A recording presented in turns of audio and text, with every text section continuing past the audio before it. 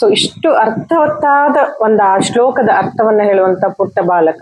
ನಿನ್ನ ವಯಸ್ಸೆಷ್ಟು? 12. 12 ವಯಸ್ಸಿನ ಬಾಲಕ ಇವನಿಗೆ ಭಗವದ್ಗೀತೆಯ ಶ್ಲೋಕಗಳು 700 ಶ್ಲೋಕಗಳು. ನಾನು ಒಂದು 10 ರಿಂದ 20 ಶ್ಲೋಕ ಓದಿದ್ರೆ ಸಾಕು, ಅದ್ರಷ್ಟಕ್ಕೆ ಕಂಠಪಾಠ ಆಗ್ತಾ ಹೋಗ್ತದೆ. ಪ್ರತಿದಿನ ಇಷ್ಟು ನಿಮಿಷ ಇಷ್ಟು ಶ್ಲೋಕ ಹೇಳ್ಬೇಕು ಅಂತ ಹೇಳಿ ಹೊರಗೆ ಅವರೇ ಕಲಿಲಿಕ್ಕೆ ಕಷ್ಟ ಆಗ್ತದೆ. ಗುರುಮುಖೇನ ಕಲ್ತ್ರೆ ಸ್ವಲ್ಪ ಈಸಿ ಆಗ್ತದೆ ಕಲಿಲಿಕ್ಕೆ. ಭಗವಂತ ಏನನ್ನೆಲ್ಲ ಕೊಟ್ಟಿದ್ದಾನೆ 700 ಶ್ಲೋಕದಲ್ಲಿ.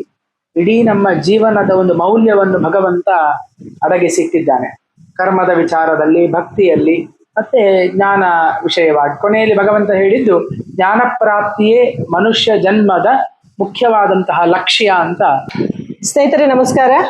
ಕರ್ಮಣ್ಣೆ ವಾದಿಕಾರಸ್ತೆ ಮಾ ಫಲೇಶು ಕದಾಚನ ಅಂತ ಭಗವದ್ಗೀತೆಯ 2ನೇ ಅಧ್ಯಾಯದ 47ನೇ ಶ್ಲೋಕದಲ್ಲಿ ಶ್ರೀಕೃಷ್ಣ ಪರಮಾತ್ಮ ಹೇಳಿರುವಂತ ಮಾತು, ನಿನಗೆ ನಿನ್ನ ಕರ್ಮ ಕೆಲಸ ಕಾರ್ಯಗಳನ್ನು ಮಾಡಲಿಕ್ಕೆ ಅಧಿಕಾರ ಇದೆ ಹೊರತು ಅದರ ಫಲದ ಮೇಲೆ ಎಂದಿಗೂ ಅಧಿಕಾರ ಇಲ್ಲ. ಹಾಗೆ ಅಂತ ಕರ್ಮವನ್ನು ಮಾಡಬಾರದು ಅನ್ನೋ ಮನಸ್ಸು ಕೂಡ ಆಗದೆ ಇರಲಿ. ಅಂದ್ರೆ ಕರ್ಮವನ್ನು ಮಾಡ್ತಾ ಹೋಗ್ಬೇಕು ಅಂತ, ಅದ್ರಲ್ಲಿ ಏನೇ ಇರಲಿ, ಸೋಲೆ ಇರಲಿ ಗೆಲುವೇ ಇರಲಿ, ಏನೇ ಇರಲಿ. ಹಾಗೆ ನನ್ನ ಈ ಕಾರ್ಯವನ್ನು ಕೂಡ ಅಂದ್ರೆ ಸಂಜನಾ ಕ್ರಿಯೇಷನ್ಸ್ ಅನ್ನೋ ಪಾಡ್ಕಾಸ್ಟ್ ಇಂಟರ್ವ್ಯೂ ಏನು ಮಾಡ್ತಾ ಇದ್ದೆ ನಾನು, ಅದನ್ನು ಕೂಡ ನನ್ನ ಈ ಒಂದು ಚಾನಲ್ದಲ್ಲಿ ಮಾಡ್ತಾ ಹೋದೆ. ಹಾಗೆ ಈ ಒಂದು ಕರಾವಳಿ ಸಾಧಕರು ಅನ್ನೋ ಕಾನ್ಸೆಪ್ಟ್ ನಲ್ಲಿ ಮಾಡ್ತಾ ಇರುವ ಒಂದು ಪಾಡ್ಕಾಸ್ಟ್ ಇಂಟರ್ವ್ಯೂಗೆ ಇವತ್ತು 25ನೇ ಎಪಿಸೋಡ್ ಸ್ನೇಹಿತರೆ. ಇದಕ್ಕೆ ಅದ್ರ ಸಿಲ್ವರ್ ಜುಬಿಲಿ. ಬಹಳ ಸಮಾಧಾನ, ಖುಷಿ ಆಗುತ್ತೆ ಫ್ರೆಂಡ್ಸ್. ಅದು ನಿಮ್ಮೆಲ್ಲರ ಸಹಕಾರದಿಂದನೇ. ನಿಜ, ಎಲೆ ಮರೆ ಕಾಯಿಯಂತೆ ಎಷ್ಟೋ ಜನರು ತಮ್ಮಲ್ಲಿರುವ ಹಳೆ ಬಟ್ಟೆಗಳನ್ನ ರೀಯೂಸ್ ಮಾಡಿ ಅದನ್ನ ಚಂದದ ಪರ್ಸ್, ಬ್ಯಾಗ್, ಡೋರ್ ಮ್ಯಾಟ್ ಮಾಡಿದಿರುವಂತ ವಿಡಿಯೋ ಇರ್ಬೋದು, ಅಥವಾ ಹಳ್ಳಿಯಿಂದ ಬಂದ ಒಂದು ಹೆಣ್ಣು ಮಗಳು ಅಂತಾರಾಷ್ಟ್ರೀಯ ಮಟ್ಟದಲ್ಲಿ ಥ್ರೋಬಾಲ್ ನಲ್ಲಿ 15 ಚಿನ್ನದ ಪದಕವನ್ನ ಪಡೆದ ಸಾಧಕರನ್ನು ಕೂಡ ಇದೇ ಚಾನೆಲ್ ನಲ್ಲಿ ಗುರುತಿಸಿದ್ದೀರಾ. ಹಾಗೆ ಈ 25ನೇ ಎಪಿಸೋಡ್ ಅಲ್ಲಿ ಸಹ ಒಂದು ವಿಶೇಷವಾದ ಸಾಧನೆ ಮಾಡಿದ ಸಾಧಕರನ್ನ ಗುರುತಿಸಿ ಅವರನ್ನ ಮಾತಾಡ್ಸೋಣ ಸ್ನೇಹಿತರೆ. So friends, welcome back to Sanjana creations vlogs. Friends, ಈ ವಿಡಿಯೋನು ಕೂಡ ಕಂಪ್ಲೀಟ್ ಆಗಿ ನೋಡಿ, ಯಾಕೆಂದ್ರೆ ಬಹಳನೇ ವಿಶೇಷವಾಗಿದೆ. ಅದು ಏನು ಎತ್ತ ಅಂತ ನಾನು ಈ ವಿಡಿಯೋದಲ್ಲಿ ಹೇಳ್ತಾ ಇದ್ದೀನಿ. ಬನ್ನಿ, ನಾವು ಅವರನ್ನ ಆತ್ಮೀಯವಾಗಿ ಗೌರವ ಪೂರ್ವಕವಾಗಿ ಸ್ವಾಗತಿಸೋಣ. ಹಾಗೆ ನಮ್ಮ ಜೊತೆ ಪೋರನ ತಂದೆ ಕೂಡ, ಅವರು ಕೂಡ ಸಾಧಕರೇ, ವಿದ್ವಾನ್ ಸತ್ಯಕೃಷ್ಣ ಭಟ್ರು. ಇವರು ಮಂಗಳೂರಿನ ಬಾಲಮಠ ಮನೆತನದವರು. ಋಗ್ವೇದ ಘನ ಅಂತ ಹಾಗೂ ಸಂಸ್ಕೃತ ವ್ಯಾಕರಣ ಶಾಸ್ತ್ರವನ್ನು ಅಭ್ಯಾಸ ಮಾಡಿ ವಿದ್ವತ್ ಪದವಿಯನ್ನು ಪಡೆದು ವಿದ್ವಾನ್ ಆದವರು. ಅವರಿಗೆ ಕೂಡ ಕಾರ್ಯಕ್ರಮಕ್ಕೆ ಸ್ವಾಗತ. ಇವರು ಮೈಸೂರು ವಿಶ್ವವಿದ್ಯಾನಿಲಯದಿಂದ ಸಂಸ್ಕೃತ MA ಹಾಗೂ ತಂತ್ರಶಾಸ್ತ್ರದ ಅಧ್ಯಯನ, ಹಾಗೂ ಮಂಗಳೂರು ವಿಶ್ವವಿದ್ಯಾನಿಲಯದಿಂದ PhD ಅಂದ್ರೆ ಡಾಕ್ಟರೇಟ್ ಪದವಿ ಪಡೆದ ವಿದ್ವಾನ್ ಸತ್ಯಕೃಷ್ಣ ಭಟ್ರು. ನಾನು ನನ್ನ ಹಿಂದಿನ ವಿಡಿಯೋದಲ್ಲಿ ನೀವು ನೋಡಿರ್ಬೋದು, ನನ್ನ ಯೋಗಾಮೃತ ವಿಡಿಯೋದಲ್ಲಿ ದಿವಾನ್ ಕೇಶವ್ ಭಟ್ರೆ ಹೇಳಿದ್ರು ಇವರಿಗೆ 10,000 ಶ್ಲೋಕಗಳು ಬರುತ್ತೆ ಅಂತೇಳಿ. ನನಗೆ ಅವ್ರ ಮುಖಾಂತರ ಗೊತ್ತಾಯ್ತು. ಹಾಗೆ ಇವರ ಅಜ್ಜ ಕೂಡ ದೊಡ್ಡ ಪಂಡಿತರಾಗಿದ್ರಂತೆ, ಅವರು ನಮ್ಮ ದಿವಾನ್ ಕೇಶವ್ ಭಟ್ರು ಹೇಳಿದ್ರು, ಹಾಗೆ ಗೊತ್ತಾಯ್ತು. ಸ್ನೇಹಿತರೆ, ನಾವೀಗ ಬಾಳಂಬಟ್ಟ ದೇವಸ್ಥಾನದ ರಾಧಾಕೃಷ್ಣ ಟೆಂಪಲ್ ಅಲ್ಲಿ ಇದ್ದೀವಿ. ಬನ್ನಿ, ಅವರದ ಮಾತುಗಳಿಗೆ ನಾವು ಕಿವಿಯಾಗೋಣ. ಶ್ರೀ ಗುರುಭ್ಯೋ ನಮಃ. ಹರಿ ಓಂ. ಹೆಸರು ಮಿಥಿಲ್ ಕೃಷ್ಣ, ವಯಸ್ಸು ಕೇವಲ 12 ವರ್ಷ, ಶಾರದಾ ವಿದ್ಯಾಲಯದ 7ನೇ ತರಗತಿ ವಿದ್ಯಾರ್ಥಿ. ಹೌದಾ, ಈಗ 7ನೇ ಕ್ಲಾಸು. ಆದ್ರೆ ಈ ಮೊದಲೇ ಅವನಿಗೆ ಭಗವದ್ಗೀತೆಯಲ್ಲಿ ಬಂದಂತ 18 ಅಧ್ಯಾಯದ ಅಷ್ಟೂ ಶ್ಲೋಕಗಳನ್ನು ನಿರರ್ಗಳವಾಗಿ ಹೇಳಬಲ್ಲ. ಅಂದ್ರೆ 700 ಶ್ಲೋಕಗಳು. ಹೌದಾ, 700 ಶ್ಲೋಕನ? ಸೊ ಅಷ್ಟು ಶ್ಲೋಕಗಳು ಗೊತ್ತು. ಶ್ರುತಿ ಸ್ಮೃತಿ ಪುರಾಣಾನ ಮಾಲಯಂ ಕರುಣಾಲಯಂ ನಮಾಮಿ ಭಗವತ್ಪಾದ ಶಂಕರಂ ಲೋಕಶಂಕರ. ನನಗೆ ಭಗವದ್ಗೀತೆಯಲ್ಲಿ 18 ಅಧ್ಯಾಯಗಳಿದೆ, ಅದರಲ್ಲಿ 700 ಶ್ಲೋಕಗಳಿದೆ. ಸೊ ನಿಂಗೆ ಭಗವದ್ಗೀತೆ ಕಲಿಬೇಕು ಅಂತ ಯಾಕೆ ಅನಿಸ್ತು? ಭಗವದ್ಗೀತೆ ಕಲಿಯೋದು ಯಾಕೆಂದರೆ ಆಧ್ಯಾತ್ಮದ ಬಗ್ಗೆ ಸ್ವಲ್ಪ ನಂಗೆ ಗೊತ್ತಾಗ್ಬೇಕು ಅಂತ ಆಧ್ಯಾತ್ಮದ ಬಗ್ಗೆ ಇಂಟ್ರೆಸ್ಟ್ ಇತ್ತು. ಮತ್ತೆ ಮಹಾಭಾರತದ ಬಗ್ಗೆ ಸಹ ಭಗವದ್ಗೀತೆಯಲ್ಲಿ ಸ್ವಲ್ಪ ಇತ್ತು, ಅದು ಗೊತ್ತಾಗ್ಬೇಕು ಅಂತ ಕಲೀಲಿಕ್ಕೆ ಅನಿಸ್ತು. ಓಕೆ, ಈಗ ನೀನು ಯಾವ ಕ್ಲಾಸ್? ನಾನೀಗ 7ನೇ ಕ್ಲಾಸ್. 7ನೇ ಕ್ಲಾಸ್. ಈಗಾಗಲೇ ನಿನಗೆ 700 ಶ್ಲೋಕಗಳು ಕೂಡ ಗೊತ್ತು. ಅಲ್ವಾ, ಬಾಯಿಗೆ ಬರುತ್ತೆ. ಈಗ ಹೇಗೆ ಕಲಿತೆ ಅದನ್ನ ನೀವು 700 ಶ್ಲೋಕಗಳನ್ನ? ಮೊದಲು ನನ್ನ ಅಮ್ಮ ಅವರು 1ನೇ ಅಧ್ಯಾಯವನ್ನು ಕಲಿಸ್ಲಿಕ್ಕೆ ಶುರು ಮಾಡಿದ್ರು. ತದನಂತರ ನನ್ನ ಅಪ್ಪ ಕಂಟಿನ್ಯೂ ಮಾಡಿ 18 ಅಧ್ಯಾಯಗಳನ್ನು ಹೇಳಿಕೊಟ್ಟು ಮತ್ತೆ ಅದನ್ನು ಬಾಯ್ಪಾಠ ಮಾಡಿ ಕಂಠಪಾಠ ಮಾಡಿಸಿದ್ರು. ನಿನಗೆ ಮೊದಲನೇದಾಗಿ ಭಗವದ್ಗೀತೆನೇ ಕಲಿಬೇಕು ಅಂತ ಯಾಕೆ ಒಂದು ಆಸಕ್ತಿ ಬಂತು ನಿನಗೆ? ಆಸಕ್ತಿ ತುಂಬಾ ಜನರು ನಮ್ಮ ದೇವಸ್ಥಾನದಲ್ಲಿ ಒಬ್ರು ಹೆಬ್ಬಾರರು ಅಂತ ಬರ್ತಿದ್ರು. ಅವರ ಹೆಸರು ನಂಗೆ ಗೊತ್ತಿಲ್ಲ, ಹೆಬ್ಬಾರರು ಅಂತ. ಅವರನ್ನ ನಾವು ಭಗವದ್ಗೀತೆ ಭಟ್ರು ಅಂತಲೇ ಕರಿತಿದ್ವಿ. ಅವರು 18 ಅಧ್ಯಾಯಗಳನ್ನು ಕಂಠಪಾಠ ಮಾಡಿದ್ರು. ನಂಗೆ ಅವರು ಸಹ ಶೃಂಗೇರಿಯಲ್ಲಿ ಭಗವದ್ಗೀತೆ ಪರೀಕ್ಷೆ ಕೊಟ್ಟಿದ್ರು. ಅವರನ್ನು ನೋಡಿ ನಂಗೆ ಭಗವದ್ಗೀತೆ ಕಲಿಯುವ ಆಸಕ್ತಿ. ಇನ್ಸ್ಪಿರೇಷನ್ ಅವ್ರು ನೋಡಿ. ಹಾಗೆ. ಸೊ ಎಷ್ಟು ಸಮಯ ಬೇಕಾಯಿತು ನಿನಗೆ ಒಂದೊಂದು ಅಧ್ಯಾಯ ಕಲೀಲಿಕ್ಕೆ? ಎಷ್ಟು ಸಮಯ ಬೇಕಾಯ್ತು? ನೀನು ಒಟ್ಟಿಗೆ ನೀನು ಕಲಿತಾ ಹೋಗ್ಲಿಲ್ಲ, ಒಂದೊಂದು ಅಧ್ಯಾಯ ಪ್ರಕಾರ ಹೇಗೆ ಕಲಿತೆ ನೀನು ಫಸ್ಟ್ ಆಫ್ ಆಲ್? ಒಮ್ಮೊಮ್ಮೆ ಅಧ್ಯಾಯ ತುಂಬಾ ದೊಡ್ಡದಿದ್ರೆ ಸ್ವಲ್ಪ ಕಡಿಮೆ ಮಾಡಿ ಹೇಳಿಕೊಡ್ತಿದ್ರು. ಹೇಗೆ ಅಂದ್ರೆ 70 ಶ್ಲೋಕಗಳಿದ್ರೆ 35 ಹಾಗೆ ಮಾಡಿ ಹೇಳಿಕೊಡ್ತಿದ್ರು ಅಪ್ಪ. ಮತ್ತೆ ಸಣ್ಣ ಅಧ್ಯಾಯಗಳಿದ್ರೆ ಒಮ್ಮೆಗೆ ಹೇಳಿಕೊಡ್ತಿದ್ರು. ಮತ್ತೆ ಅದನ್ನು ಹೇಳಿ ಮತ್ತೆ ಪುಸ್ತಕ ಒಮ್ಮೆ ನೋಡಿಕೊಂಡು ಹೇಳ್ತಿದ್ದೆ, ಮತ್ತೆ ಕಂಠಪಾಠ ಮಾಡ್ತಿದ್ದೆ. ಈಗ ಡೈಲಿ ಆ ಒಂದು ಶ್ಲೋಕ ಹೇಳಲಿಕ್ಕೆ ಎಷ್ಟು ಸಮಯ ಬೇಕಾದ್ರೆ ನಿಮಗೆ? ಎಷ್ಟು ಸಮಯ ಅದಕ್ಕಾಗಿ ನೀನು ಮೀಸಲಿಡ್ತೆ? ಅರ್ಧ ಗಂಟೆಯಿಂದ 1 ಗಂಟೆ ಬೇಕಾಗ್ತಿತ್ತು ಕಂಠಪಾಠ ಮಾಡಿ ಮತ್ತೆ ಅಪ್ಪ ಹೇಳಿಕೊಟ್ಟು. ನೀನು ಓದ್ತಾ ಹೋಗ್ತಿದ್ದೆ ಅಥವಾ ಕಂಠಪಾಠನೆ ಮಾಡ್ತಿದ್ದೆ? ಮೊದ್ಲು ಓದ್ತಾ ಹೋಗ್ತಿದ್ದೆ, ಮತ್ತೆ ಕಂಠಪಾಠ ಮಾಡ್ಲಿಕ್ಕೆ ಪ್ರಯತ್ನ ಮಾಡಿದೆ. ಸುಮಾರು ಎಷ್ಟು ಸಮಯದಲ್ಲಿ ನಿನಗೆ ಈ ಒಂದು 700 ಶ್ಲೋಕಗಳು ಬಂತು? ಎಷ್ಟು ಸಮಯ ಬೇಕಾಯಿತು ನಿನಗೆ? 3.5 ವರ್ಷ ಬೇಕಾಗಿತ್ತು. 3.5 ವರ್ಷದಲ್ಲಿ ಕಲಿತೆ. ಯಾವ ಅಧ್ಯಾಯದ ಮಧ್ಯದ ಕೇಳಿದ್ರು ನೀನು ಹೇಳ್ಬಹುದಾ? ಹೇಳು. ಈಗ 9ನೇ ಅಧ್ಯಾಯದ 10ನೇ ಶ್ಲೋಕ ಕಷ್ಟವಾ? ಸೊ ಸ್ಟಾರ್ಟಿಂಗ್ ಇಂದ ಆದ್ರೆ ಬರುತ್ತೆ ಅಲ್ಲ? ಸೊ 9ನೇ ಅಧ್ಯಾಯದ ಪ್ರಾರಂಭಕ್ಕೆ ಶ್ಲೋಕ. ಓಂ ಶ್ರೀಮದ್ಭಗವದ್ಗೀತಾಯಾಃ ಅರ್ಜುನ ಶ್ರೀ ಭಗವಾನುವಾಚ ಇದಂತು ತೇ ಗುಹ್ಯತಮಂ ಪ್ರವಕ್ಷ್ಯಾಮ್ಯನಸೂಯವೆ ಜ್ಞಾನಂ ವಿಜ್ಞಾನಸಹಿತಂ ಯಜ್ಞಾತ್ವಾ ಮೋಕ್ಷಸೆ ಶುಭಾತ್ ರಾಜವಿದ್ಯಾ ರಾಜಗುಹ್ಯಂ ಪವಿತ್ರಮಿದಮುತ್ತಮಂ ಪ್ರತ್ಯಕ್ಷಾವಗಮಂ ಧರ್ಮ್ಯಂ ಸುಸುಖಂ ಕರ್ತುಮವ್ಯಯಂ ಅಶ್ರದ್ಧದಾನಾಃ ಪುರುಷಾ ಧರ್ಮಸ್ಯಾಸ್ಯ ಪರಂತಪ ಅಪ್ರಾಪ್ಯ ಮಾಂ ನಿವರ್ತಂತೆ ಮೃತ್ಯು ಸಂಸಾರವರ್ತ್ಮನಿ. S, okay. ಈಗ ಪ್ರತಿ ಭಗವದ್ಗೀತೆಯ ಯಾವ ಒಂದು ಇದರ ಮೇಲೆ ನಿಂತಿದೆ ಭಗವದ್ಗೀತೆ? ಯಾವ ಚಾಪ್ಟರ್ ಅದು? 9ನೇ ಅಧ್ಯಾಯ. 9ನೇ ಅಧ್ಯಾಯ ರಾಜವಿದ್ಯಾ ರಾಜಗುಹ್ಯ ಎಂಬ ಹೆಸರಿನ ರಾಜವಿದ್ಯೆ. ಈಗ ಯಾವುದೇ ಒಂದು ಪ್ರಶ್ನೆ ಕೇಳಿದ್ರು ನಿನಗೆ ಗೊತ್ತಾಗ್ಬಹುದು ಮೋಸ್ಟ್ಲಿ ಅಲ್ಲ ಭಗವದ್ಗೀತೆಯಲ್ಲಿ, ಹೌದಾ? ಯಾರಿಗೆ ಹೇಳಿದ್ರು ಭಗವದ್ಗೀತೆನ? ಕೃಷ್ಣ ಅರ್ಜುನನಿಗೆ. ಯಾವ ಸಮಯದಲ್ಲಿ? ಮಹಾಭಾರತದ ಯುದ್ಧದ ಸಮಯದಲ್ಲಿ. ನಿನಗೀಗ 18 ಅಧ್ಯಾಯಗಳು ಮಲಗಲಿಕ್ಕೆ 3 ವರ್ಷ ಬೇಕಾಯ್ತು ಅಂತ ಹೇಳಿದೆ. ಸೊ ಅದು ಓದಿ ಆದ್ಮೇಲೆ ನಿನಗೆ ಎಷ್ಟು ಖುಷಿ ಆಗಿರ್ಬೋದು? ತುಂಬಾ ಖುಷಿ ಆಯ್ತು. ಎಷ್ಟು ಖುಷಿ ಆಯ್ತು? ತುಂಬಾ. ಶೃಂಗೇರಿಯಲ್ಲಿ ಪರೀಕ್ಷೆ ಕೊಟ್ಟ ಮೇಲೆ ಅದರ ರಿಸಲ್ಟ್ ಈಗ ಕಾಯ್ತಾ ಇದ್ದೆ. ಕೈಕಾಲು ನಡಕ್ತಿತ್ತು, ಎಂತ ಆಗ್ತದೆ ಅಂತ. ರಿಸಲ್ಟ್ ಬಂದ ಕೂಡಲೇ ಪ್ರಥಮ ಶ್ರೇಣಿ ಅಂತ ಬಂತು. ತುಂಬಾ ಖುಷಿ ಆಯ್ತು. Very good. ಅಲ್ಲಿ ಎಕ್ಸಾಮ್ ಉಂಟಾ ನಿಮಗೆ? ಶೃಂಗೇರಿಯಲ್ಲಿ ಎಕ್ಸಾಮ್ ಮಾಡ್ತಾರೆ ಅಲ್ಲ? ಶೃಂಗೇರಿ ಮಠದಲ್ಲಿ ಎಕ್ಸಾಮ್. ಓಕೆ. ಈ ಅಧ್ಯಾಯ ನಿನಗೆ ಭಗವದ್ಗೀತೆಯಲ್ಲಿ ತುಂಬಾ ಇಷ್ಟವಾದ ಅಧ್ಯಾಯ ಯಾವುದು? ಇಷ್ಟ ಅಂತ ಇದೆಯಾ ಅಥವಾ ಅದರಲ್ಲಿ ಕೆಲವು ಅಧ್ಯಾಯಗಳು ತುಂಬಾ ಒಂದು ಕರ್ಮಯೋಗದಲ್ಲಿ ಯಾವ ರೀತಿ ನಾವು ಕೆಲಸ ಮಾಡ್ಬೇಕು ಅಂತ ಇದೆ, ನೀ ಅದನ್ನ ಅರ್ಥ ಸಹಿತವಾಗಿ ಹೇಳ್ತಿದ್ಯಾ ಅಥವಾ ಓದ್ತಿದ್ಯಾ ಅಥವಾ ಓನ್ಲಿ ಶ್ಲೋಕವನ್ನ ಮಾತ್ರ ಓದ್ತಿದ್ಯಾ? ಶ್ಲೋಕ ಮಾತ್ರ. ಆಗ ಸಹ ಅರ್ಥ ಆಗ್ತಾ ಇತ್ತು. 18ನೇ ಅಧ್ಯಾಯ ನಂಗೆ ತುಂಬಾ ಇಷ್ಟ ಆಯ್ತು. ಅದರಲ್ಲಿ 3 ಶ್ಲೋಕ ಬರ್ತದೆ.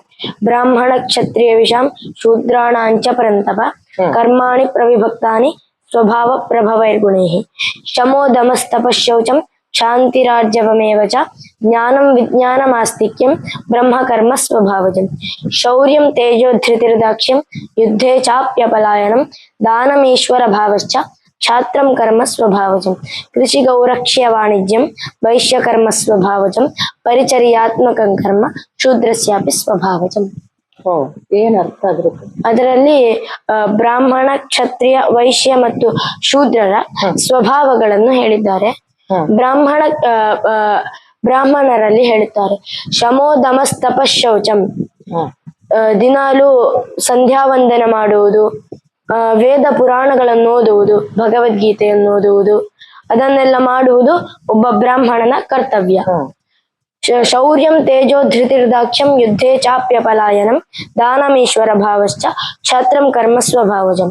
ಶೌರ್ಯ, ತೇಜಸ್ಸು, ಮತ್ತೆ ಯುದ್ಧ ಆಗ್ತಾ ಇರುವಾಗ ಮಧ್ಯದಲ್ಲಿ ಓಡದೇ ಇರುವುದು ಅದೊಂದು, ಮತ್ತೆ ದಾನ ಮಾಡುವುದು ಅದೊಂದು ಕ್ಷತ್ರಿಯನ ಸ್ವಭಾವವಾಗಿದೆ. ಕೃಷಿ ಗೌರಿಕ್ಷ ವಾಣಿಜ್ಯಂ ವೈಶ್ಯಕರ್ಮ ಸ್ವಭಾವಜಂ, ಕೃಷಿ ಮಾಡುವುದು ಮತ್ತೆ ಗೋಪಾಲನೆ ಮಾಡುವುದು ಅದು ವೈಶ್ಯರ ಸ್ವಭಾವವಾಗಿದೆ. ಪರಿಚರ್ಯಾತ್ಮಕ ಕರ್ಮ ಶೂದ್ರಸ್ಯಾಪಿ ಸ್ವಭಾವಜಂ, ಎಲ್ಲರ ಸೇವೆಯನ್ನು ಮಾಡುವುದು ಶೂದ್ರನ ಸ್ವಭಾವ. ಸೊ ಇಷ್ಟು ಅರ್ಥವತ್ತಾದ ಒಂದು ಆ ಶ್ಲೋಕದ ಅರ್ಥವನ್ನ ಹೇಳುವಂತ ಪುಟ್ಟ ಬಾಲಕ, ನಿನ್ನ ವಯಸ್ಸೆಷ್ಟು? 12 ವಯಸ್ಸಿನ ಬಾಲಕ. ಇವನಿಗೆ ಭಗವದ್ಗೀತೆಯ ಶ್ಲೋಕಗಳು 700 ಶ್ಲೋಕಗಳು ಅಷ್ಟೇ ಅಲ್ಲ, ಇನ್ನು ಬೇರೆ ಬೇರೆ ವಿಚಾರಗಳು ಗೊತ್ತು. ಅದು ಮುಂದೆ ಹೇಳೋಣ. ಈಗ ಭಗವದ್ಗೀತೆ ವಿಚಾರಗಳನ್ನು ಮಾಡಿದಾಗ ಅದರ ಅರ್ಥವನ್ನು ಕೂಡ ಅರ್ಥ ಮಾಡಿಕೊಂಡು ಹೇಳುವಂತ ಒಂದು ಕೆಟಗರಿ, ಅಂದ್ರೆ ಅಷ್ಟು ಲೆವೆಲ್ ಅವನಿಗೆ ಬುದ್ಧಿ ಬೆಳೆದಿದೆ. ಅಂದ್ರೆ ಇದಕ್ಕೆ ಅವನ ಅಷ್ಟೇ ಅಲ್ಲ, ಅವನ ಹೆತ್ತವರು ಕೂಡ ಕಾರಣ. ಪಕ್ಕದಲ್ಲಿ ಅವರ ತಂದೆ ಇದ್ದಾರೆ, ಅವ್ರನ್ನ ಮಾತಾಡ್ಸೋಣ.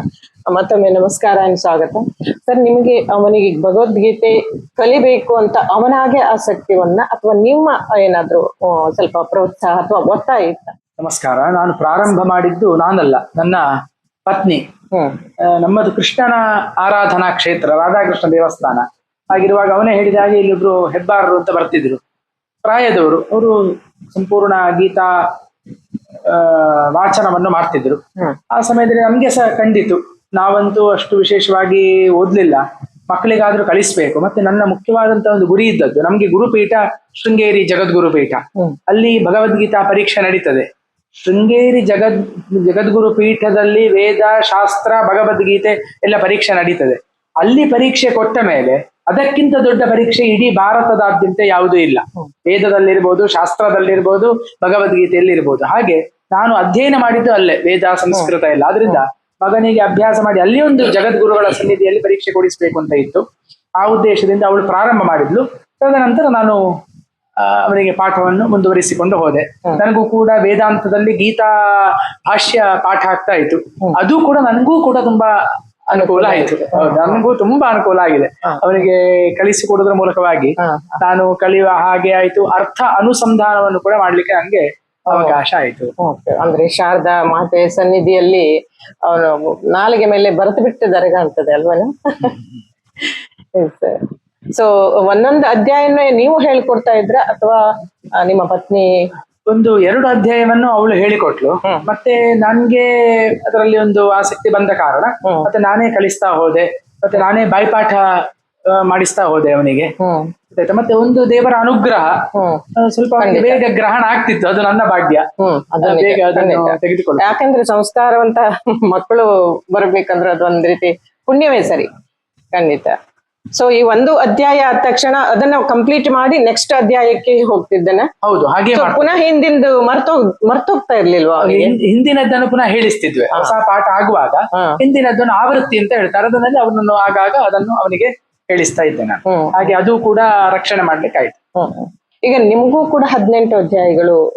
ನನಗೆ ಕಂಠಸ್ಥ ಬರುವುದಿಲ್ಲ, ಅದು ಶ್ಲೋಕ ಹೇಳಿದ್ರೆ ಅದನ್ನು ಮುಂದುವರಿಸಿಕೊಂಡು ಹೋಗುದು. ಕಂಠಸ್ಥ ಬರುವುದಿಲ್ಲ. ಅಂದ್ರೆ ಅದೇ ವ್ಯತ್ಯಾಸ ನೋಡಿ. ನಮಗೆ ಪ್ರಾಯ ಆದ ಮೇಲೆ ಆ ಕಂಠಸ್ಥೀಕರಣ ಅಷ್ಟು ಸುಲಭ ಇಲ್ಲ. ಈ ಮಕ್ಕಳಿಗೆ ಅದು ಬೇಗ ಗ್ರಹಿಸೋದು ಬೇಕಾದ್ರೆ. ಅದಕ್ಕೆ ಹೇಳುದು ಗಿಡವಾಗಿ ಬಗ್ಗದ್ದು ಮರವಾಗಿ ಬಗ್ಗತ್ತಲ್ವಾ? ಎಸ್. ಸೊ ಈ ಕೃಷ್ಣ ಅರ್ಜುನರ ಒಂದು ಕೊಟ್ಟ ಉಪದೇಶದಲ್ಲಿ ನಾವು ನಮ್ಮ ಜೀವನದಲ್ಲಿ ಏನನ್ನ ಅಳವಡಿಸಿಕೊಳ್ಬಹುದು? ಭಗವಂತ ಏನನ್ನೆಲ್ಲ ಕೊಟ್ಟಿದ್ದಾನೆ. 700 ಶ್ಲೋಕದಲ್ಲಿ ಇಡೀ ನಮ್ಮ ಜೀವನದ ಒಂದು ಮೌಲ್ಯವನ್ನು ಭಗವಂತ ಅಡಗಿಸಿಟ್ಟಿದ್ದಾನೆ. ಕರ್ಮದ ವಿಚಾರದಲ್ಲಿ, ಭಕ್ತಿಯಲ್ಲಿ, ಮತ್ತೆ ಜ್ಞಾನ ವಿಷಯವಾಗಿ. ಕೊನೆಯಲ್ಲಿ ಭಗವಂತ ಹೇಳಿದ್ದು ಜ್ಞಾನ ಪ್ರಾಪ್ತಿಯೇ ಮನುಷ್ಯ ಜನ್ಮದ ಮುಖ್ಯವಾದಂತಹ ಲಕ್ಷ್ಯ ಅಂತ ಭಗವಂತ ನಮ್ಗೆಲ್ಲ ತೋರಿಸಿಕೊಟ್ಟಿದ್ದಾನೆ. ಆದ್ದರಿಂದ ಕರ್ಮಾಚರಣೆಯ ಮೂಲಕವಾಗಿ ಚಿತ್ತಶುದ್ಧಿಯನ್ನು ಮಾಡಿಕೊಂಡು ತದನಂತರ ಅವನು ಜ್ಞಾನ ಮಾರ್ಗಕ್ಕೆ ಅರ್ಹನಾಗ್ತಾನೆ. ತದನಂತರ ಜ್ಞಾನವನ್ನು ಪ್ರಾಪ್ತಿ ಮಾಡುವಂಥದ್ದೇ ಮುಖ್ಯವಾಗಿ ಭಗವದ್ಗೀತೆಯಲ್ಲಿ ಹೇಳಿದಂತಹ ವಿಚಾರ ಅಂತ ಹೇಳುವಂಥದ್ದು ನಾನು ಸ್ಪಷ್ಟವಾಗಿ ಕಂಡುಕೊಂಡಿದ್ದೇನೆ. ಖಂಡಿತ ಹೌದು. ಈಗ ಭಗವದ್ಗೀತೆ ಕೇವಲ ಶ್ಲೋಕ ಹೇಳಿದ್ರೆ ಆಗ್ಲಿಲ್ಲ, ಅದನ್ನ ಅರ್ಥ ಮಾಡಿಕೊಳ್ಳೋದು ಕೂಡ ಬಹಳ ಮುಖ್ಯ ಅಂತ ಅನಿಸಿದ್ರೆ. ಅಂದ್ರೆ ಅವೆರಡರಲ್ಲಿ ಏನ್ ವ್ಯತ್ಯಾಸ ಇದೆ ಅಂತ ಹೇಳ್ತೀರಿ? ಇದು ಮುಖ್ಯವಾಗಿ ಕಂಠಸ್ಥೀಕರಣ ಅಂತ ಹೇಳುವಂಥದ್ದು ಮುಖ್ಯ. ಅರ್ಥಾನುಸಂಧಾನ ಬೇಕೇ ಬೇಕು. ಆದ್ರೆ ಮೊದಲಿಗೆ ನಾವು ಅದನ್ನು ಕಂಠಸ್ಥ ಮಾಡಿಕೊಳ್ಬೇಕು. ನಮ್ಗೆ ಇಲ್ಲಿ ವೇದ ಪಾಠಶಾಲೆಗಳಲ್ಲಿಯೂ ಕೂಡ ಪರಂಪರೆ ಹಾಗೆ, ವೇದ ಮಂತ್ರಗಳನ್ನು, ಅದೇ ರೀತಿಯಾಗಿ ಸಂಸ್ಕೃತದಲ್ಲಿ ಧಾತುಗಳನ್ನು, ಶಬ್ದವನ್ನು, ಅಮರಕೋಶ ಇತ್ಯಾದಿಗಳನ್ನು, ಭಗವದ್ಗೀತೆ ಬಂದಾಗ ಇದನ್ನೆಲ್ಲ ಮೊದಲಿಗೆ ಕಂಠಸ್ಥ ಮಾಡಿಟ್ಟಿದೆ. ನೀನು ಮೊದಲು ಅದನ್ನು ಕಂಠಸ್ಥ ಮಾಡು, ತದನಂತರ ನೀನು ಅರ್ಥಾನುಸಂಧಾನ ಮಾಡು. ಈ ಶ್ಲೋಕವೇ ಬರೆದಿದ್ರೆ ಅರ್ಥಾನುಸಂಧಾನ ಹೇಗೆ ಮಾಡುವಂಥದ್ದು? ಅದರಿಂದ ಮೊದಲಿಗೆ ಅರ್ಥ, ಮತ್ತೆ ಇನ್ನೊಂದು ಸ್ಪಷ್ಟವಾಗಿ ಹೇಳುವಂಥದ್ದು ಬಾರಿ ಮುಖ್ಯ. ಹೌದು, ಸಂಸ್ಕೃತದ ವಿಚಾರದಲ್ಲಿ ಬಂದಾಗ ಎಷ್ಟೋ ನಾವು ನೋಡ್ತೇವೆ ಆ ಶ್ಲೋಕಗಳನ್ನು, ಮಂತ್ರಗಳನ್ನು ತಪ್ಪಾಗಿ ಹೇಳ್ತಾರೆ, ಉಚ್ಚಾರಣೆ ಸ್ಪಷ್ಟ ಇಲ್ಲ. ಅದರಿಂದ ನನ್ನ ಮಗನಿಗೂ ಕಳಿಸುವಾಗ ನಾನು ಮೊದಲಿಗೆ ಅವನಿಗೆ ಕಂಠಸ್ಥ ಆಗುವುದಕ್ಕಿಂತಲೂ ಕೂಡ ನಾನು ಆ ಸ್ಪಷ್ಟತೆಗೆ ಹೆಚ್ಚು ಒತ್ತನ್ನು ಕೊಟ್ಟಿದ್ದೆ. ಅಂದ್ರೆ ರಸಸ್ವರ, ದೀರ್ಘಸ್ವರ. ಹೌದು, ಉದಾತ್ತ, ಅನುದಾತ್ತ. ಹೌದು ಹೌದು. ಈ ರುದ್ರದಲ್ಲಿ ಕೂಡ ಹಾಗೆ ಅಲ್ಲ, ಒಂದು ಏರಿಳಿತ ಬಂದ್ರೆ ಮಾತ್ರ ಅದೊಂದು ಮಂತ್ರಕ್ಕೆ ಒಂದು ವ್ಯಾಲ್ಯೂ. ಖಂಡಿತ ಖಂಡಿತ. ಶ್ಲೋಕವೇ ಬೇರೆ, ಮಂತ್ರವೇ ಬೇರೆ. ಆದ್ರೆ ಈ ಶ್ಲೋಕ ಕಲಿತ ಮಂತ್ರದಲ್ಲಿ ಅದು ಇದು ಬರ್ತದೆ ಅಂತ ನನಗೆ ಅನ್ಸ್ತದೆ. ಹೌದಲ್ವಾ? ಸೊ ಮಿಥಿಲ್ ಕೃಷ್ಣ, ಈಗ ನಿನಗೆ ಈಗ ಭಗವದ್ಗೀತೆ 700 ಶ್ಲೋಕಗಳನ್ನ ಕಲಿತಾದ ಮೇಲೆ ಪುನಃ ಈಗ ಮತ್ತೆ ಬೇರೆ ಏನೇನೆಲ್ಲ ಕಲಿತಾ ಇದ್ದೀಯಾ? ಅಂದ್ರೆ 700 ಶ್ಲೋಕ ಕಲಿತಾ ಆಯ್ತಲ್ಲ, ದಿನಾಲು ನಂಗೆ ಯಾವಾಗ ರಜೆ ಇರ್ತದೆ ಆಗ ನನ್ನ ಅಪ್ಪ ಎಲ್ಲಿ ವೇದಾಂತ ಕಲೀಲಿಕ್ಕೆ ಹೋಗ್ತಾರೋ ಅಲ್ಲಿ ಅಪ್ಪ ನನ್ನನ್ಸ ಕಳಿಸ್ತಾರೆ. ಅಮರಕೋಶ, ಧಾತು ಮತ್ತೆ ಶಬ್ದಗಳನ್ನೆಲ್ಲ ಹೇಳಿಕೊಟ್ಟು, ಮತ್ತೆ ಈಗ ನಂಗೆ ರಘುವಂಶ ಕಾವ್ಯ ಅಂತ ಒಂದು ಕಾಳಿದಾಸ ರಚಿತ ರಘುವಂಶ ಕಾವ್ಯ ಸಹ ಅಲ್ಲಿ ಹೇಳಿಕೊಡ್ತಾ ಇದ್ದಾರೆ. ಮತ್ತೆ ವೇದ ಪಾಠ ಸಹ ಆಗ್ತದೆ ಮಧ್ಯಾಹ್ನ ಶಾಲೆಯಿಂದ ಬಂದ ಮೇಲೆ. ಬೇರೆ ಏನು ಆಕ್ಟಿವಿಟೀಸ್ ಹೋಗ್ತೀಯಾ ಅಥವಾ ಮಂತ್ರ ಮಾತ್ರ ಇದೆಯಾ, ಹೇಗೆ? ಮತ್ತೆ ವೇದ ಪಾಠ ಮುಗ್ದ ಮೇಲೆ 4:15 ದಿನಾಲು 4:15 ಇಂದ 6:30 ತನಕ ಕ್ರಿಕೆಟ್ ಕೋಚಿಂಗ್. ಅದು ಬೇಕಲ್ಲ, ಬಾಡಿ ಎಕ್ಸರ್ಸೈಸ್. ಸೊ ಅದು ಬಿಟ್ಟು ಈಗ ಇದು ಅಂತ ಹೇಳಿದೆ, ಈಗ ರುದ್ರನೋ ಅಥವಾ ಚಮೆ ಈ ತರ ಎಲ್ಲ ನಿನಗೆ ಗೊತ್ತಾ? ಸೂಕ್ತಗಳು, ಪುರುಷ ಸೂಕ್ತ ಈ ತರನೋ ಗೊತ್ತಾ?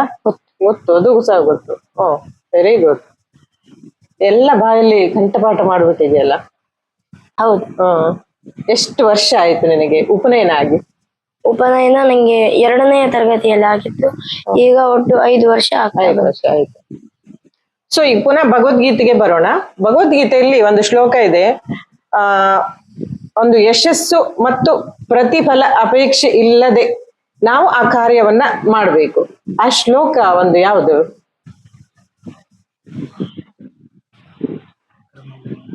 ಕರ್ಮಣ್ಯೇವಾಧಿಕಾರಸ್ತೆ ಮಾ ಫಲೇಷು ಕದಾಚನ ಮಾ ಕರ್ಮ ಫಲ ಹೇತುರ್ಭೂಃ ಮಾತೆ ಸಂಗೋಸ್ತ ಕರ್ಮ. ಖಂಡಿತ, ನಾನು ಅದನ್ನ ಪ್ರಾರಂಭಿಕವಾಗಿ ಹೇಳಿದೆ. ಹೌದು, ಎಸ್, ತುಂಬಾ ಬುದ್ಧಿ ಉಂಟು ನೀನು, ಖಂಡಿತ. ಸೊ ಅನನ್ಯಾಶ್ಚಿಂತೆಯಂತೋ ಮಾಂ ಯೇ ಜನಾ ಪರ್ಯುಪಾಸತೆ ತೇಷಾಂ ನಿತ್ಯಾಭಿಯುಕ್ತಾನಾಂ ಯೋಗಕ್ಷೇಮಂ ವಹಾಮ್ಯಮಂ. ಇದು ಯಾವ ಅಧ್ಯಾಯದ ಎಷ್ಟನೇ ಶ್ಲೋಕ ನೆನ್ಪುಂಟ? ಇದು 4ನೇ ಅಥವಾ 8ನೇ ಅಧ್ಯಾಯದಲ್ಲಿ ಬರ್ತದೆ ಅಂತ. ಇಲ್ಲ, ಇದು 9ನೇ ಅಧ್ಯಾಯದ 22ನೇ ಶ್ಲೋಕ. ಬಹಳ ಒಂದು ಅರ್ಥವತ್ತಾದ ಪರಮಾತ್ಮ ಹೇಳುವಂತ ಒಂದು ಮಾತು ಇದು ಅರ್ಜುನನಿಗೆ. ಅನನ್ಯಾಶ್ಚಿಂತೆಯಂತೋ ಮಾಂ ಯೇ ಜನಾ ಪರ್ಯುಪಾಸತೆ. ಆಮೇಲೆ ಪರಿತ್ರಾಣಾಯ ಸಾಧೂನಾಂ ಅಂತ ಇದೆ, ಅದು ಕೂಡ. ಇದರ ಅರ್ಥ ನನಗೆ ಅಷ್ಟು ಗೊತ್ತಿಲ್ಲ, ಬಟ್ ನಿನಗೆ ಗೊತ್ತುಂಟ? ಓಕೆ, ಇರ್ಲಿ, ನೀನಷ್ಟು ಅರ್ಥ ಗೊತ್ತಿಲ್ಲ, ಓದಿಲ್ಲ ಅಂತ ಹೇಳಿದೇವೆ, ಇರ್ಲಿ. ನಿನ್ನ ಪಕ್ಕದಲ್ಲಿ ನಿನ್ನ ತಂದೆ ಇದ್ದಾರಲ್ಲ ವಿದ್ವಾಂಸರು, ಅವರನ್ನ ಕೇಳುವ ಇದರ ಅರ್ಥ ಏನು ಅಂತ ಹೇಳಿ. ಅನನ್ಯಾಶ್ಚಿಂತಯಂತೋ ಮಾಂ ಯೇ ಜನಾ ಅನನ್ಯವಾಗಿ ಯಾರು ನನ್ನ ಉಪಾಸನೆಯನ್ನು ಮಾಡ್ತಾರೋ, ನನ್ನನ್ನು ಭಜಿಸ್ತಾರೋ, ಯೋಗಕ್ಷೇಮಂ ವಹಾಮ್ಯಂ, ಅವರ ಯೋಗ ಮತ್ತೆ ಕ್ಷೇಮವನ್ನು ನಾನು ನೋಡ್ತೇನೆ. ಅಲ್ಲಿ ಯೋಗಕ್ಷೇಮ ಅಂತ ಉಂಟು. ಯೋಗ ಅಂದ್ರೆ ಏನು, ಕ್ಷೇಮ ಅಂದ್ರೆ ಏನು ಅಂತ ಪ್ರಶ್ನೆ ಬರ್ತದೆ. ಅಪ್ರಾಪ್ತಸ್ಯ ಪ್ರಾಪಣಂ ಯೋಗ, ಪ್ರಾಪ್ತಸ್ಯ ರಕ್ಷಣಂ ಕ್ಷೇಮ ಅಂತ ಹೇಳಿದ್ರು. ಅಪ್ರಾಪ್ತಿಯಾದದ್ದು ಪ್ರಾಪ್ತವಾದದ್ದಕ್ಕೆ ಯೋಗ ಅಂತ ಹೇಳ್ತೇವೆ. ಈಗ ನಾವು ಹೇಳ್ತೇವೆ ನನ್ಗೆ ಯೋಗ, ನನ್ಗೊಂದು ಯೋಗ ಅಂತ, ಅದು ಯಾವುದೋ ಒಂದು ಸಿಗದೇ ಇದ್ದದ್ದು ನಮ್ಗೆ ಸಿಕ್ಕಿದಾಗ ನಮ್ಗೆ ಯೋಗ ಪ್ರಾಪ್ತಿ ಆಯ್ತು ಅಂತ ಹೇಳ್ತೇವೆ ನಾವು. ಪ್ರಾಪ್ತಸ್ಯ ರಕ್ಷಣಂ, ಆ ಪ್ರಾಪ್ತವಾದದ್ದನ್ನು ರಕ್ಷಣೆ ಮಾಡುವಂತದ್ದು ಕ್ಷೇಮ. ಇದನ್ನು ಭಗವಂತ ಹೇಳಿದ್ದಾನೆ, ಅದನ್ನು ನಾನು ನೋಡಿಕೊಳ್ತೇನೆ. ಸೊ ನನ್ಯಶ್ಚಿಂತೆಯಿಂದ ನನ್ನ ಪ್ರಾರ್ಥನೆ ಮಾಡು, ನಿನ್ನನ್ನ ನಾನು ನೋಡಿಕೊಳ್ತೇನೆ. ಖಂಡಿತ. ಸೊ ಗೀತೆಯಲ್ಲಿರುವ ಒಂದು ಒಂದು ಒಳ್ಳೆ ಸಂದೇಶ ಹೇಳ್ಬೇಕು ಹೇಳಾದ್ರೆ ನೀನು ಯಾವ ಒಂದು ಶ್ಲೋಕವನ್ನ ಹೇಳ್ಬೋದು?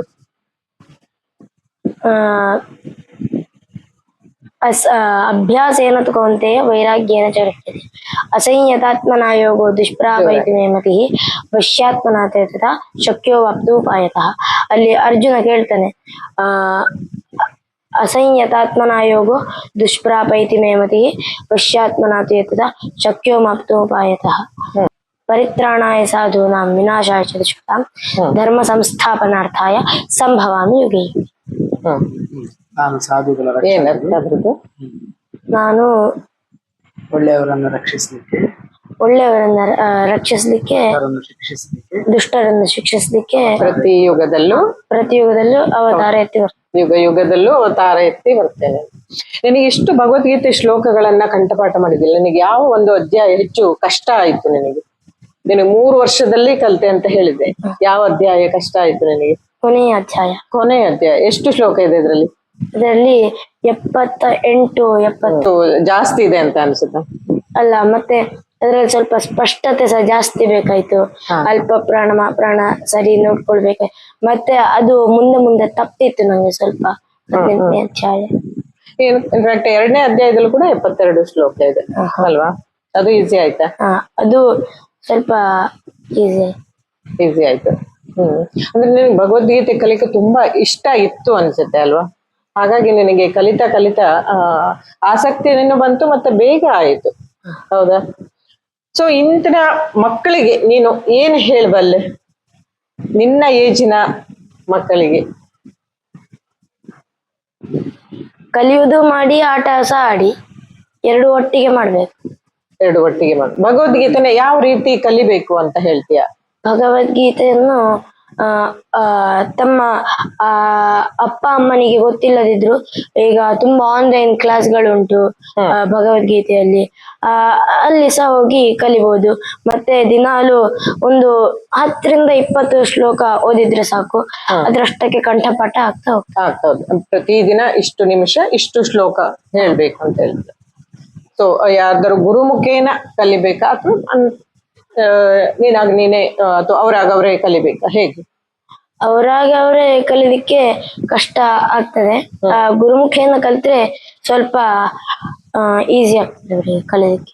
ಓಕೆ, ನಿನಗೀಗ 700 ಭಗವದ್ಗೀತೆ ಶ್ಲೋಕಗಳನ್ನು ಕಲಿತೆ, ಆಮೇಲೆ ಶೃಂಗೇರಿ ಮಠದಿಂದ ನಿನ್ಗೆ ಅದಕ್ಕೆ ಪರೀಕ್ಷೆ ಕೂಡ ಇತ್ತು ಅಂತ ಹೇಳಿದೆ, ಅದರಲ್ಲಿ ಕೂಡ ಪಾಸ್ ಆದೆ. ಆಮೇಲೆ ಅಲ್ಲಿಂದ ನಿನಗೆ ಯಾವ ರೀತಿ ಏನಾದ್ರು ಗುರುಗಳ ಫಲಮಂತ್ರಾಕ್ಷತನ ಅಥವಾ ಏನೆಲ್ಲ ನಿನಗೆ ಅಲ್ಲಿಂದ ಸಿಕ್ಕಿರುವಂತದ್ದು ಏನಾಯ್ತು? ಗುರುಗಳು ಏನಾದ್ರು ನಿನಗೆ ಗೌರವದಿಂದ ಮಾಡಿದ್ರ ಹೇಗೆ? ಅದು ಒಂದು ಸರ್ಟಿಫಿಕೇಟ್ ಕೊಡ್ತಾರೆ, ಅದು ಬರೀ ಪ್ರಥಮ ಶ್ರೇಣಿ ಸಿಕ್ಕಿದವರಿಗೆ ಮಾತ್ರ. ಅದು ನಂಗೆ ಸನ್ನಿಧಾನಗಳವರ ಕೈಯಿಂದ, ಶ್ರೀ ಶ್ರೀ ಭಾರತೀ ತೀರ್ಥ ಮಹಾಸ್ವಾಮಿಗಳ ಕೈಯಿಂದಲೇ ಸಿಕ್ಕಿದ್ದು, ಅದೊಂದು ದೊಡ್ಡ ಭಾಗ್ಯ. ಮತ್ತೆ 22,000 ಕ್ಯಾಶ್ ಪ್ರೈಸ್. ಹೌದಾ? ಓ, ಈಗ ಭಗವದ್ಗೀತೆ ಕಲ್ತವರಿಗೆ ಹಾಗಾದ್ರೆ ಕ್ಯಾಶ್ ಪ್ರೈಸ್ ಕೂಡ ಉಂಟು ಅಲ್ಲ ಶೃಂಗೇರಿ ಮಠದಿಂದ? ಸೊ ಇನ್ನು ಮುಂದೆ ನಿನ್ನ ಏಜಿನ ಮಕ್ಕಳಿಗೆ ಭಗವದ್ಗೀತೆಯನ್ನ ಯಾವ ರೀತಿ ಕಲೀರಿ ಅಂತ ಹೇಳ್ತೀಯಾ, ಹೇಗೆ ಕಲೀರಿ ಅಂತ ಹೇಳ್ತೀಯಾ? ಸೊ ಕಲಿತ್ರೆ ಈ ತರ ಇದೆ, ಈ ಎಕ್ಸಾಮ್ ಪಾಸ್ ಮಾಡ್ಬೇಕು, ಈ ತರ ಎಲ್ಲ ಇದೆ ಅಂತ ನೀನು ಹೇಳ್ತೀಯಾ, ಹೇಗೆ? ಆದಷ್ಟು ದಿವಸಕ್ಕೆ 1 ಅಧ್ಯಾಯಗಳನ್ನು ಓದ್ತಾ ದಿವಸಕ್ಕೆ 1 ಅಧ್ಯಾಯ 1 ಸಲ ಓದಿದ್ರೆ ಸಾಕು. ಮತ್ತೆ 18 ದಿವಸಕ್ಕೆ 1 ಪೂರ್ತಿ ಭಗವದ್ಗೀತೆ ಪಾರಾಯಣ ಆದಾಗ್ತದೆ. ಹಾಗೆ ಒಂದು 2-3-4 ತಿಂಗಳು ಕರೆಕ್ಟ್ ಮಾಡಿದ್ರೆ ಅದು ಕಂಠಪಾಠ ಆಗ್ತದೆ. ಮತ್ತೆ 1 ಅಧ್ಯಾಯ. ಹೌದು. ಹಾ ಅಂದ್ರೆ ರಿಪೀಟ್ ಮಾಡ್ತಾ ಹೋಗ್ಬೇಕು ಅಂತ. ಹೌದು. ಒಂದು ದಿವಸ ಸಹ ಅದನ್ನು ಇವತ್ತು ಬೇಡ ನಾಳೆ ಹೇಳ್ತಾನೆ 2 ಸಲ ಅಂತ ಹೇಳಿದ್ರೆ ಆಗುದಿಲ್ಲ. ಒಂದು ದಿವಸಕ್ಕೊಂದು ಮಾಡಿ. Correct. ನಂಗೆ ಸಹ ಇದಾಗಿದೆ, ಹಾ ಇವತ್ತು ಬೇಡ ನಾಳೆ ಹೇಳ್ತಾನೆ, ಹಾ.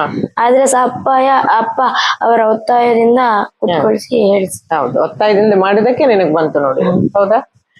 ಎಷ್ಟೇ ಶೃಂಗೇರಿಯಲ್ಲಿ ಗುರುಗಳ ಕೈಯಿಂದನೇ ನೀನು ಇದನ್ನ ತಗೊಂಡಿದ್ದು, ನಿನಗೆ ಬಹಳ ಖುಷಿ ಆಗಿದೆ ಅಲ್ವಾ? ಹೌದು. ಸೊ ಈಗ ಸರ್, ನಿಮ್ಗೆ ಭಗವದ್ಗೀತೆಯನ್ನ ಕೇವಲ ಶ್ಲೋಕಗಳನ್ನ ಮಾತ್ರ ಹೇಳಿದ್ರೆ ಸಾಕ, ಅಥವಾ ಮಕ್ಕಳಿಗೊಂದು ಅರ್ಥವತ್ತಾಗಿ ಹೇಳೋದು ಒಳ್ಳೆಯದು ಅಂತ ಹೇಳ್ತೀರ?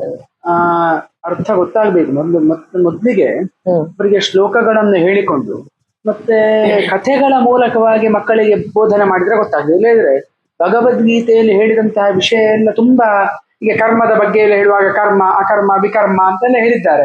ಮಕ್ಕಳಿಗೆ ಇದು ಹೇಳಿದ್ರೆ ಪಾಪ ಏನು ಅಂತಲೇ ಗೊತ್ತಾಗ್ಲಿಕ್ಕೆ, ಇದು ನಮ್ಗೆ ಬೇಡ ಅಂತ ಹೇಳಿ ಅವರಿಗೆ ಕಾಣ್ತದೆ. ಆದ್ರಿಂದ ಅದಕ್ಕೆ ಸಂಬಂಧಪಟ್ಟಂತ ಏನಾದ್ರು ಒಂದಷ್ಟು ಶ್ಲೋಕಗಳ ಅವರಿಗೆ ಕಥೆಗಳನ್ನೆಲ್ಲ ಹೇಳಿದಾಗ ಮಕ್ಕಳಿಗೆ ಏನಿದ್ರು ತಲೆಗೆ ಹೋಗ್ಬೇಕಾದ್ರೆ ಕಥೆಗಳನ್ನೇ ಹೇಳ್ಬೇಕು. ಆದ್ರಿಂದ ಏನಾದ್ರೂ ಅದಕ್ಕೆ ಸಂಬಂಧಪಟ್ಟಂತಹ ಆ ವಿಷಯಕ್ಕೆ ಸಂಬಂಧಪಟ್ಟಂತಹ ಕಥೆಗಳನ್ನು ಹೇಳಿದಾಗ ಮಕ್ಕಳ ಒಂದು ಮನಸ್ಸಿನಲ್ಲಿ ಅದು ಶಾಶ್ವತವಾಗಿ ನಿಲ್ತದೆ. ಆಗ ಅವರಿಗೆ ಆಸಕ್ತಿ ಕೂಡ ಹೆಚ್ಚಾಗ್ಲಿಕ್ಕೆ ಅವಕಾಶ ಉಂಟು. ಅಂದ್ರೆ ಭಗವದ್ಗೀತೆ ಕಲಿಯುವಂತ ಮಕ್ಕಳಿಗೆ ನೀವು ಯಾವ ರೀತಿ ಸಲಹೆಯನ್ನ ಕೊಡ್ತೀರಿ? ನಾನು ಸಲಹೆ ಕೊಡುವಂತದ್ದು, ಗುರುಮೂಲಕವೇ ಕಲಿಬೇಕು. ಯಾರಾದ್ರೂ ಅಷ್ಟೇ, ಮಕ್ಕಳು ಆದ್ರೂ ಅಷ್ಟೇ, ದೊಡ್ಡವರಾದ್ರೂ ಅಷ್ಟೇ. ಸಂಸ್ಕೃತ ಭಾಷೆ ಇದು ಅಷ್ಟು ಸ್ಪಷ್ಟವಾಗಿ ಉಚ್ಚಾರಣೆ ಮಾಡ್ಲಿಕ್ಕೆ ಆಗುವಂತಹ ಭಾಷೆ ಇಲ್ಲ, ಸ್ವಲ್ಪ ಕಷ್ಟ ಆಗ್ತದೆ. ಅದರಿಂದ ಗುರುಮೂಲಕವಾಗಿ ಪಾಠವನ್ನು ನಡೆಸಿಕೊಂಡು ಅಲ್ಲಿ ಶಬ್ದಗಳನ್ನು ವಿಭಾಗ ಮಾಡುವಾಗ ಸ್ವಲ್ಪ ಸಂಸ್ಕೃತ ಜ್ಞಾನವು ಕೂಡ ಚೆನ್ನಾಗಿ ಬೇಕಾಗ್ತದೆ. ಅದರಿಂದ ಗುರುಮೂಲಕ ಪಾಠ ಅದ ನಂತರ ಕಲಿತಾಗ ಅದು ನಮಗೆ ಪರಿಪೂರ್ಣವಾದಂತಹ ಯಶಸ್ಸನ್ನು ತಂದು ಕೊಡ್ತದೆ. ಮತ್ತೆ ನಾವು ಅದರಲ್ಲಿ ನಿರಂತರವಾದಂತಹ ಶ್ರಮ ಇಟ್ಟುಕೊಳ್ಬೇಕು. ಹೇಳಿದಾಗೆ ಅದು ಕಲಿತು ಇವನು ಸಾಗೆ ಮಗ ಸಹ ಈಗ ಸ್ವಲ್ಪ ಉದಾಸೀನ ಮಾಡ್ತಾನೊಮ್ಮೆ, ಪರೀಕ್ಷೆ ಆಯ್ತಲ್ಲ ನಾನು ಆದ್ರೂ ಬಿಡುದಿಲ್ಲ, ಹಿಡಿದು ಕುತ್ಕೊಳಿಸ್ತೇನೆ. ಯಾಕಂದ್ರೆ ಮರೆತು ಹೋಗ್ತದೆ. 3 ವರ್ಷ ಮಾಡಿದ ಶ್ರಮ ಎಲ್ಲವೂ ಕೂಡ ವ್ಯರ್ಥವಾಗಿ ಹೋಗ್ತದೆ. ಅದರಿಂದ ಈಗಲೂ ಕೂಡ ನಾನು ನಿರಂತರವಾಗಿ ಇರ್ಬೇಕು. ಈಗ ನೀನು ಡೈಲಿ ಎಷ್ಟು ಸಮಯ ಅದನ್ನ ಹೇಳ್ತಾ ಇರ್ತೀಯ, ಅಥವಾ ಡೈಲಿ 18 ಅಧ್ಯಾಯಗಳು ಹೇಳ್ತೀಯ, ಹೇಗೆ? ಡೈಲಿ 18 ಅಧ್ಯಾಯ ಹೇಳಲಿಕ್ಕೆ ಸಮಯ ಬೇಕು. ಸೊ ಎಷ್ಟು ಹೇಳ್ತೀಯ? 2 ಅಧ್ಯಾಯ, 2 ರಿಂದ 3 ಅಧ್ಯಾಯ ಬೇಗ ಹೋಗ್ತದಲ್ಲ, ಬಾಯ್ಪಾಠ ಆಗಿದೆ, ಬೇಗ ಸ್ಪೀಡ್ ಹೇಳ್ಬೋದು. ಆಗ ಒಂದು 3 ಅಧ್ಯಾಯ ಆಗ್ತದೆ.